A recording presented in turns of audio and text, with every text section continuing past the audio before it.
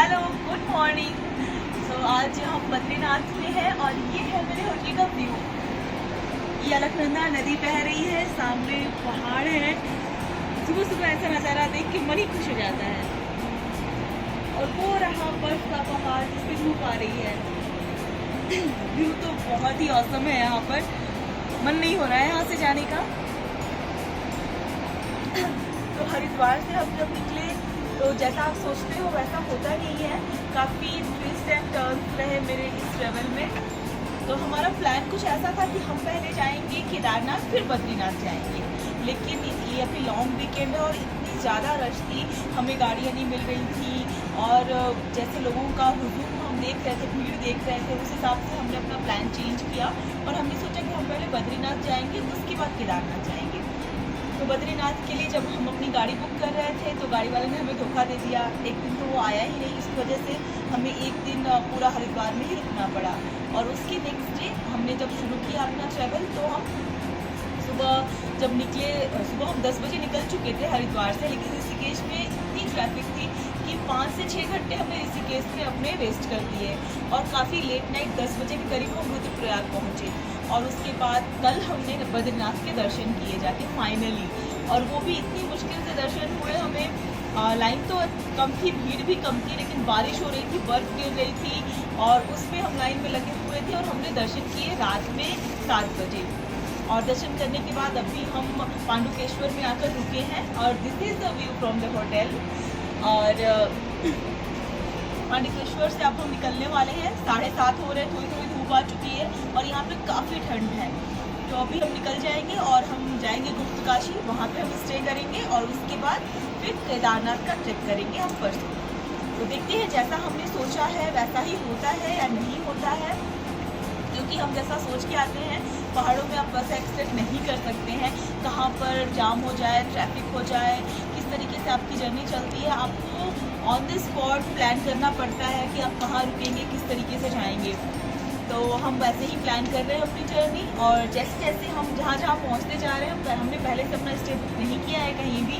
हम जहाँ जहाँ पहुँचते जा रहे हैं वहीं पे सेम टाइम में होटल बुक करना है और स्टे करना है। लेकिन ये थोड़ा मुश्किल भी है, बट क्या कर सकते हैं, ऐसे ही हमें करना है। तो चलिए आगे चलते हैं और मैं आपको दिखाती हूँ कि केदारनाथ हम कैसे पहुँच रहे हैं और वहाँ पे किस तरह का माहौल है। तो मेरे साथ जुड़े रहिए, मैं आपको ले चलूँगी Kedarnath. The most awaited trip. मैं काफ़ी टाइम से इसके लिए कोशिश कर रही थी कि मैं केदारनाथ जा पाऊँ। तो अभी फाइनली मैं केदारनाथ जा रही हूँ। कल ही हम सिरसी पहुँच चुके थे, काफ़ी रात हो चुकी थी, इसलिए हमने वहाँ पर ही स्टे किया। और अभी सुबह उठकर सुबह के 6 बज रहे हैं और हम निकल चुके हैं सोनप्रयाग के लिए। एक्चुअली सोनप्रयाग तक हमारी गाड़ी नहीं जाएगी, सीतापुर बस स्टैंड के पास ही हमें हमारी गाड़ी उतार देगी। वहाँ से कुछ 1 किलोमीटर है सोनप्रयाग और उसके बाद 500 मीटर और हमें चलना पड़ेगा। कुल 1.5 किलोमीटर हमें चलना पड़ेगा सीतापुर बस स्टैंड से गौरीकुंड के लिए गाड़ी लेने के लिए। सोनप्रयाग से गौरीकुंड के लिए गाड़ी मिलती है। सोनप्रयाग से गौरीकुंड कुछ 5 से 6 किलोमीटर है और ग्राम पंचायत की तरफ से रेट फिक्स्ड है गाड़ियों के 50 रुपीज़ पर पर्सन। और बोलेरो होती है, उसमें 12 लोग बैठाकर ले जाते हैं वो और गौरीकुंड में छोड़ देते हैं। तो चलिए, अभी तो सुबह के 6 बज रहे हैं, हम काफ़ी लेट हो चुके हैं। हम सीतापुर क्रॉस करके सोनप्रयाग पहुंच चुके हैं और यहाँ से अब हम सीधे चलते जा रहे हैं वहाँ के लिए जहाँ से कि हमें गौरीकुंड के लिए गाड़ियाँ मिलेंगी। अभी 6:30 हो रहा है, हमें थोड़ा और जल्दी करना चाहिए था सो दैट हम जल्दी से जल्दी अपनी ट्रैकिंग शुरू कर सकें और शाम होने से पहले ऊपर केदारनाथ पहुँच सकें। लेकिन अभी तो लेट हो चुका है, तो अब आगे देखते हैं कि हमें कितना वक्त लगता है गौरीकुंड पहुंचने में। ये जो गाड़ी आप देख रहे हैं बोलेरो, यही वो गाड़ी है जो सोनप्रयाग से गौरीकुंड के लिए चलती है, जिसका ग्राम पंचायत ने किराया फिक्स किया है 50 रुपीज़ पर हेड पर एडल्ट। और एक गाड़ी में 12 लोग ये बैठा कर ले जाते हैं। 15-20 मिनट से मैं यहाँ पर देख रही हूँ कि जैसे ही कोई खाली गाड़ी आ रही है, लोग झुंड बनाकर धक्का मुक्की करके जाके गाड़ी के अंदर बैठ जा रहे हैं और चले जा रहे हैं।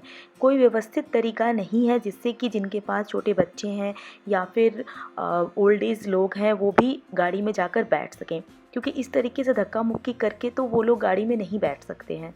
तो लेट्स सी हमें और कितना वक्त लगता है यहाँ से गाड़ी लेने के लिए। और कुछ गाड़ी वाले तो बहाना भी कर रहे हैं ताकि उन्हें ज़्यादा पैसे मिल सकें जाने के लिए, जैसे कि 100 रुपये 150 रुपये लेकर ही आगे गाड़ी बढ़ा रहे हैं, अदरवाइज़ वो नहीं ले जा रहे हैं पैसेंजर्स को। काफ़ी गलत तरीका है ये। तकरीबन 1.5 से 2 घंटा वेट करने के बाद फाइनली हमें एक गाड़ी मिली जिससे कि हम अभी गौरीकुंड पहुंच चुके हैं और हमने अपना ट्रैक शुरू कर दिया है।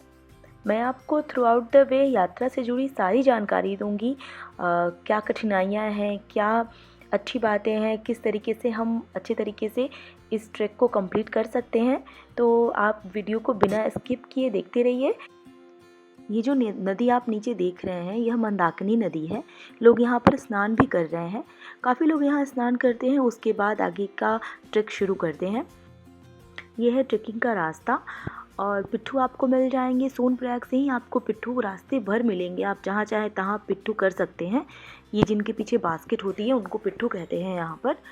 और अगर आपको पालकी या डोली लेनी है उसके लिए आपको पालकी काउंटर पर अर्ली मॉर्निंग आकर लाइन लगानी पड़ती है और तभी आप पालकी ले पाएंगे, अदरवाइज़ पालकी काउंटर क्लोज़ हो जाता है क्योंकि 200-250 पालकी ही है यहाँ पर और जैसे ही उनकी बुकिंग हो जाती है काउंटर क्लोज़ हो जाता है। और घोड़े आपको घोड़े के काउंटर से मिल जाएंगे या फिर थ्रू आउट द वे कहीं भी आपको अगर घोड़े खाली रहें तो मिल जाएंगे। ये है खूबसूरत वादियाँ और ये हमारा रास्ता है। काफ़ी अच्छा लग रहा है हमें यहाँ पे अभी तो चलने में। बहुत ही खूबसूरत नज़ारा है ये।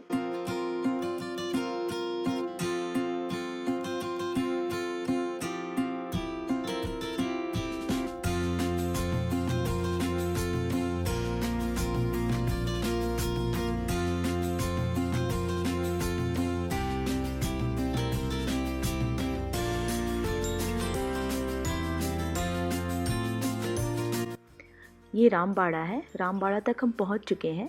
यहाँ से तकरीबन 7 से 8 किलोमीटर का ट्रैक और है और यहाँ से बिल्कुल खड़ी चढ़ाई शुरू होती है। यहाँ के बाद चलना बहुत मुश्किल हो जाता है। अभी शाम के 5:30 हो रहे हैं और ये देखिए कैसे फॉग पहाड़ों को कवर करता जा रहा है और ठंड भी काफ़ी बढ़ चुकी है। जैसे जैसे शाम हो रही है ठंड बढ़ती ही जा रही है और ऊपर थोड़ी सी धूप अभी भी है। और ये रात हो चुकी है। ये है यहाँ का कैंप टेंट जहाँ पर लोग रहते हैं। थोड़ी दूर और हमें 1 किलोमीटर 1.5 किलोमीटर चलना है, उसके बाद हम मंदिर पहुँच जाएंगे। तो बस थोड़ी चढ़ाई और बची है।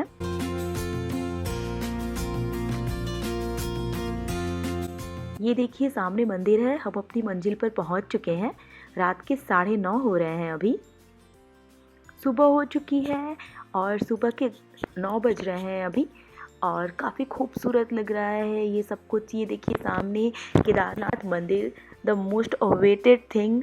काफ़ी अच्छा लग रहा है, आंखों को सुकून मिल रहा है ये सब देखकर। और यहाँ पर अभी हम स्पेशल दर्शन की लाइन से में लगकर हमने टिकट ली है। 2100 का स्पेशल दर्शन का टिकट हमने लिया है क्योंकि हम काफ़ी लेट उठे और बहुत भीड़ हो चुकी थी, काफ़ी लंबी लाइन थी और हमारे साथ बच्चे थे, बुजुर्ग थे, तो हम उतनी लंबी लाइन में लगकर इतना वेट करके दर्शन नहीं कर पाते। तो हमने यहाँ से विशेष दर्शन का टिकट ले लिया है।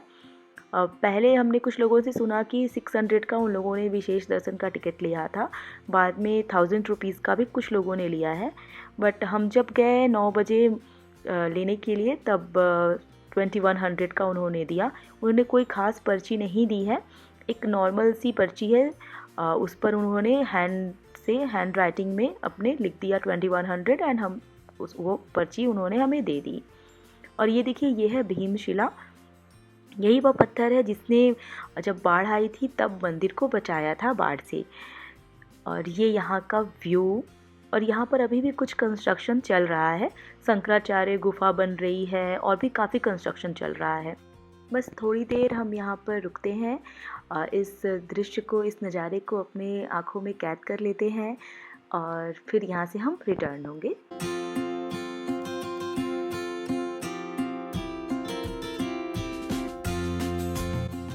ये यहाँ का हेलीपैड है। हम रिटर्न हो रहे हैं, अभी तकरीबन 2:30 बज रहे हैं और ये हेलीपैड है। यहाँ पर अगर ऑनलाइन आपको हेलीकॉप्टर की बुकिंग नहीं हो पाई है, टिकट नहीं मिल पाई है, तो आप यहाँ पर भी आकर एक बार ट्राई कर सकते हैं हेलीपैड के पास। अगर किसी ने अपनी बुकिंग कैंसिल करी हो, अगर सीट्स अवेलेबल हो तो आपको मिल सकती हैं, बट इसके चांसेस बहुत ही कम होते हैं। 99% चांस होता है कि आपको नहीं मिलेगा। और ये देखिए यहाँ पे इतने सारे घोड़े हैं, जितने पैदल यात्री यहाँ पे नहीं है उससे ज़्यादा तो मैंने यहाँ पर घोड़े देखे हैं। और अभी हम काफ़ी नीचे उतर चुके हैं। ये देखिए बारिश की वजह से रास्ता कितना ख़राब हो चुका है, काफ़ी स्लिप होने के यहाँ पे चांसेस हैं, बहुत ही संभल के हमें चलना पड़ रहा है। और घोड़े तो काफ़ी स्लिप हो रहे हैं, मैंने काफ़ी घोड़ों को यहाँ पे फिसलते हुए देखा है और घोड़ों पर से सवारी को गिरते हुए भी देखा है। घोड़ों की बात हो रही है तो मैं आपको एक बात और बता दूं कि यहाँ पर घोड़े की सवारी लेने के लिए घोड़े वाले कभी कभी मनमानी कीमत भी बोलते हैं। वैसे तो 2950 रुपये है नीचे से गौरीकुंड से ऊपर केदारनाथ मंदिर तक आने के लिए एक घोड़े का किराया, लेकिन जब मैंने पूछा तो किसी ने मुझे 4000 बताया, किसी ने 4500, किसी ने 5000, कोई भी फ़िक्स किराया नहीं बताया। और अगर आप ये बोलोगे कि फ़िक्स किराया तो 2950 है, तो वो बहाना बना देंगे कि हमारा घोड़ा अभी रेडी नहीं है, हम किसी और का वेट कर रहे हैं, और भी बहुत सारे बहाने बनाकर वो आपको नहीं ले जाएंगे। तो ये चीज़ मैंने यहाँ पर एक्सपीरियंस करी, जो कि मुझे अच्छी नहीं लगी।